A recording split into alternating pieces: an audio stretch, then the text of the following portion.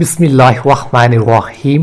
بدر کی لڑائی سب سے افضل اور سب سے زیادہ متیم بلا شان لڑائی ہے، اس لیے کہ اس میں مقابلہ نہایت سخت تھا۔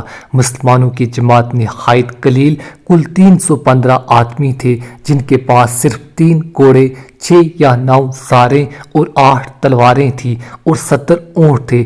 ایک اونٹ پر کئی آدمی باری باری سوار ہوتے تھے، اور کفار کی جماعت 1000 کے قریب تھی، جن میں 100 گھوڑے اور 700 اونٹ اور لڑائی کا کافی سامان تھا۔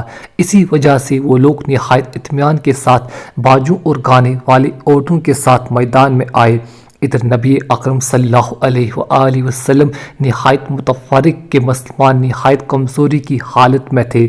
جب حضور اقدس صلی اللہ تعالیٰ علیہ وآلہ وسلم نے دونوں جماعتوں کا اندازہ فرمایا تو دعا مانگی، یا اللہ، یہ مسلمانوں کے پاؤں ہے، تو ہی ان کو سواری دینے والا ہے۔ یہ ننگے بدن ہے، تو ہی ان کو کپڑا پہنانے والا ہے۔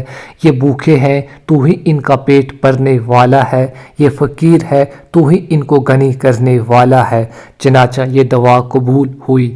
ان سب باتوں کے باوجود حضرت عبداللہ بن عمر رضی اللہ عنہ اور عبداللہ بن عزب رضی اللہ عنہ دونوں حضرات لڑائی میں شرکت کی شوق میں گھر سے چل دیے۔ نبی اکرم صلی اللہ تعالیٰ علیہ وآلہ وسلم نے بچہ ہونے کی وجہ سے راستے سے لوٹا دیا۔ یہ دونوں حضرات احد کی لڑائی میں بھی واپس کیے گئے تھے، جیسا کہ پہلے قصے میں گزر چکا ہے۔ احد کی لڑائی بدر کی لڑائی سے 1 سال بعد ہوئی۔ جب اس میں بھی یہ بچوں میں شمار کیے گئے تو بدر میں بطریق اولا بچے تھے، مگر ان حضرات کا شوق تھا کہ بچپن ہی سے یہ ولولہ اور شوق دل میں جوش مارتا تھا، اور ہر لڑائی میں شریک ہونے اور اجازت ملنے کی کوشش کرتے تھے۔